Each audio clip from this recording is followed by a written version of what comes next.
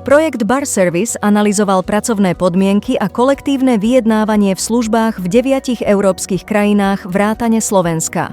Okrem mzdových podmienok a stability zamestnania zmapoval aj súčasný stav kolektívneho vyjednávania a obsah kolektívnych zmlúv v 4 odvetviach. Ide o sociálne služby, finančné služby, vydavateľské služby a obchodné služby. Bar Service sa taktiež zaoberal úlohou sociálnych partnerov, prekážkami odborovej organizovanosti a organizovanosti zamestnávateľov, ako aj možnosťami potláčania práce na čierno. Vďaka výskumu sme identifikovali hlavné riešenia, ako posilňovať kolektívne vyjednávanie. Projekt je spolufinancovaný Európskou úniou. Hlavné zistenia. Sektor služieb na Slovensku čelí nestabilným formám zamestnania a nedostatku pracovnej sily, najmä v oblasti sociálnych služieb a vydavateľskej činnosti. Vo finančných a vydavateľských službách chýba koordinované nastavenie pracovných štandardov nad rámec jednotlivých zamestnávateľov. Pri službách, kde dominujú nadnárodné firmy, najprv v obchode a finančnom sektore sa rozhodnutia týkajúce sa pracovných podmienok na Slovensku často prijímajú v zahraničí. Tieto faktory obmedzujú možnosti sociálnych partnerov kolektívne vyjednávať. Pozrime sa teraz konkrétnejšie na jednotlivé služby.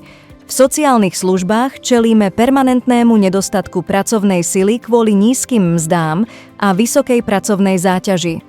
Efektívnosť kolektívneho vyjednávania je ovplyvnená tým, že nie všetci poskytovatelia sociálnych služieb majú záujem kolektívne vyjednávať a odbory pôsobia len u časti poskytovateľov.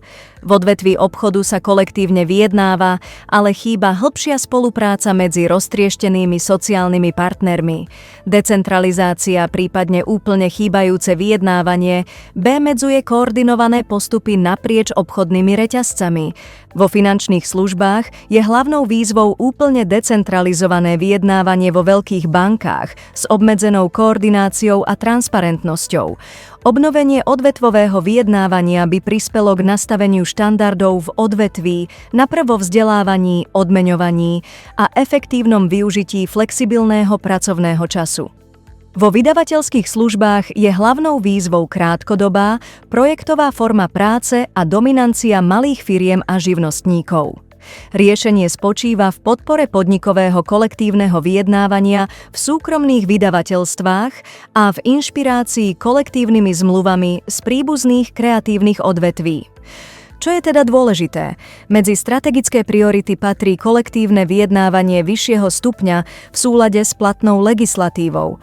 Na posilnenie kolektívneho vyjednávania v službách na Slovensku je kľúčové podporiť spoluprácu medzi sociálnymi partnermi a zároveň budovať dôveru v podnikové vyjednávanie, najmä v menších firmách.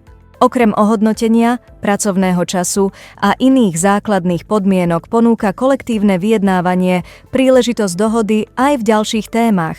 Ide napríklad o využitie digitalizácie na pracovisku, bezpečnosť a ochrana zdravia, ako aj vzdelávanie a kariérny rozvoj pracujúcich.